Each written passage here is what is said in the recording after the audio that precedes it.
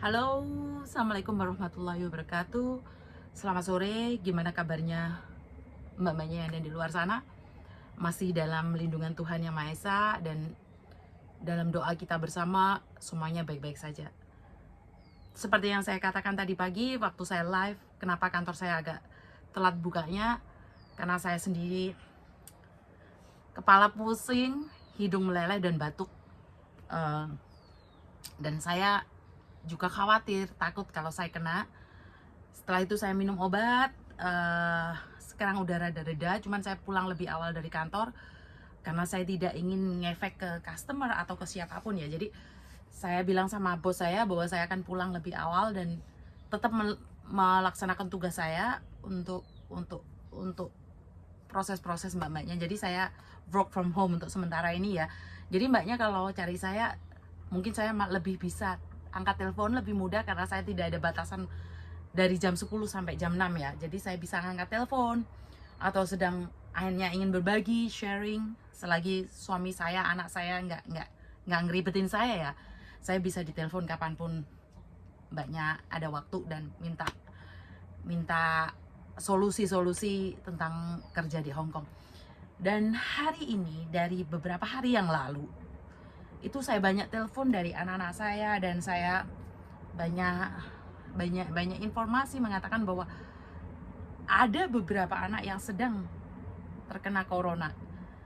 Saya cuman bisa ngasih support mereka, saya kasih mereka beliin kebutuhan-kebutuhannya ya. Jadi saya juga ada bantuan dari KJRI yang besok saya ambil dari KJRI Hong Kong, yang dimana KJRI akan menyiapkan masker, vitamin C, Softtek, dan juga Panadol ya. Jadi saya akan buktikan besok bahwa KJRI itu benar-benar turun tangan.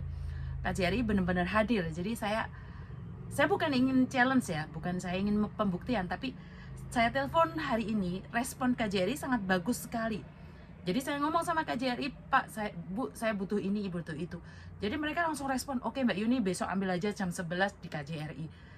Jadi dimana sebenarnya kalau ada sesuatu KJRI mungkin tidak menangani secara langsung ya, tapi sebenarnya KJRI ikut turun tangan dalam segala hal. Yang penting dia tahu.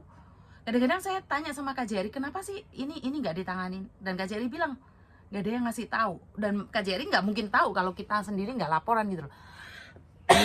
Oke, seperti ya saya sendiri sedikit panas ya, tubuh saya agak panas, tapi saya tetap berpikiran positif bahwa saya tidak akan ada corona. Jadi saya tetap berpikir bahwa saya tidak terkena Omicron. Jadi saya berpikir saya baik-baik saja, dan setelah minum obat dan tidur sebentar tadi sambil kerja juga ya. Jadi soalnya posisi kerja dari rumah, jadi saya take a nap sebentar, bisa tidur, dan sekarang sudah lebih baik lagi dan batuk saya udah berkurang. Sekali lagi, setiap saat saya selalu tes dan hasilnya tetap negatif. Saya bersyukur banget. Terus buat mbak-mbaknya, karena ada beberapa mbak-mbaknya sekarang ini, khususnya anak saya yang tinggal di luar, yang tidak tinggal di boarding house saya, itu ada 4 anak. Tanggal 1 ambil visa, tanggal 3 ambil visa, dan tanggal 6 ambil visa. Sementara dia positif. Jadi dia nanya sama aku, aku kan nggak bisa ke imigrasi, aku sekarang positif. Dan dengan adanya positif itu, aku langsung telepon majikan, namanya nanyakan majikan. Dan majikan bilang, oh nggak ada masalah, positif, Omicron ini nggak parah kok. Oke, dia nggak ada masalah, dia masih bisa kerja setelah dia sembuh. Jadi dari majikan-majikan ini mengatakan bahwa mereka tidak cancel mbaknya ini, walaupun mereka kena Omicron. Makanya banyak orang yang bilang diskriminasi Omicron di interminate atau apa. Tidak semua ya. Di sini saya ingin bilang bahwa tidak semua majikan akan melepas kalian begitu aja, akan membiarkan kalian terlantar begitu aja. Jadi tidak ya. Di sini tergantung juga, ini mbaknya ini belum masuk kerja loh. Tapi aku mengatakan, Dada, ini anak kena Omicron, kamu gimana? Oh nggak apa-apa, suruh dia istirahat 7 hari sampai 14 hari. Kalau dia nggak ada masalah, visanya turun, masuk aja ke rumah. Jadi masalahnya di mana? Nggak ada masalah. Yang penting sekali lagi komunikasi yang paling penting ya. Seperti saya pagi tadi sebelum keputusan positif atau negatif, saya tetap bilang sama bos saya, bos, aku nggak bisa masuk kerja karena aku nunggu keputusannya. Oke, setelah aku masuk kerja aku merasa pusing banget, puyeng banget ya, dan aku ketemu orang banyak, dan aku tidak ingin kalau aku pun kena corona, aku tidak ingin ngefek sama orang-orang lain. Jadi aku pulang, jam 3 aku pulang ke rumah, tidur sebentar, minum obat. Sekarang saya lebih baik lagi. Jadi wajah saya tidak sepucat pagi tadi ya. Ini saya cuma pengen bilang bahwa pergantian cuaca dari dingin ke panas dan angin yang semilir, angin yang nggak nyaman di tubuh, ini membuat kita semakin drop ya. Keadaan ini semakin drop, dan mungkin saya tidak suka makan sayur dan buah-buahan, jadi efeknya terlalu cepat ke saya, dan kemarin habis tapinuan. Jadi sebenarnya banyak aspek-aspek yang mempengaruhi kesehatan kita. Jadi sudah di luar cuaca tidak nyaman, makanan juga tidak mendukung, apalagi nggak ada vitamin, otomatis kan dropnya lebih cepat gitu loh. Jadi di sini saya cuma pengen bilang bahwa jangan terlalu khawatir, jangan terlalu bimbang, jangan terlalu ketakutan.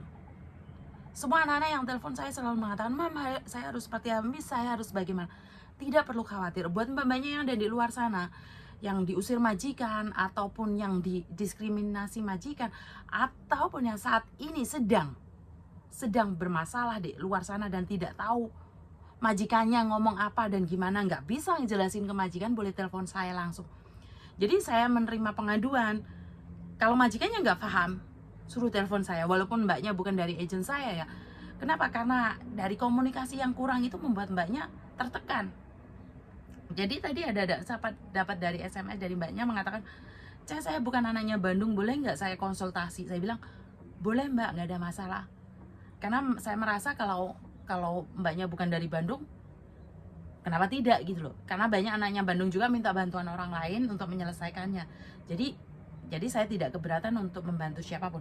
Sekali lagi buat mbak-mbaknya yang ada di luar sana, kalau memang nggak ada yang bisa mbak ajak ngomong, atau agentnya nggak mau ngangkat telepon, atau agentnya mbaknya tidak bisa bahasa Indonesia dan mbaknya nggak bisa ngomong sama majikan, mbaknya boleh telepon saya, dan apa yang mbaknya inginkan, kasihkan nomor saya ke majikan, biar saya jelaskan. Tapi ingat, sebelum saya jelasin ke majikan, tolong mbaknya cerita dulu sama saya apa yang mbaknya mau.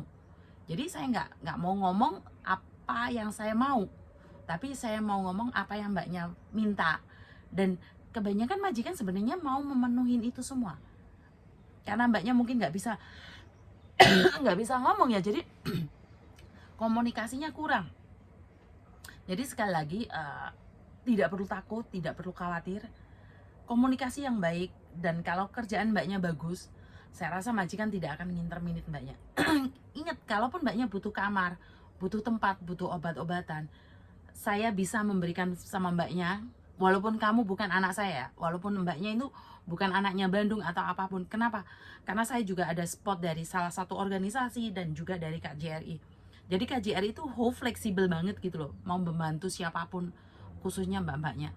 Jadi itu saja dari saya, jangan berpikiran negatif tentang sesuatu, tapi punya hasil yang negatif untuk swab testnya. Sekali lagi, terima kasih dari saya. Kalaupun ada sesuatu yang kurang, kalaupun ada SMS yang masuk ke saya tidak balas, tolong SMS saya sekali lagi. Kadang-kadang terlalu banyak tumpukan SMS itu, sampai saya kelupaan yang mana satu yang harus saya cari dan yang paling penting. Sekali lagi, jangan bosan nanya sama saya. Kalau belum dijawab, tanya sekali lagi. Kadang-kadang saya lupa. Kalau saya bisa membantu, kalau saya bisa dimanfaatkan oleh mbak-mbaknya, saya akan merasa lebih senang, lebih bahagia, karena tujuan hidup saya saling membantu, saling berbagi selagi saya bisa berbagi. Itu saja dari saya, dan terima kasih. Tetap berpikiran positif, tetap maju ke depan, dan ingat, kekhawatiran tidak akan menambah apapun dari apa yang kita ada.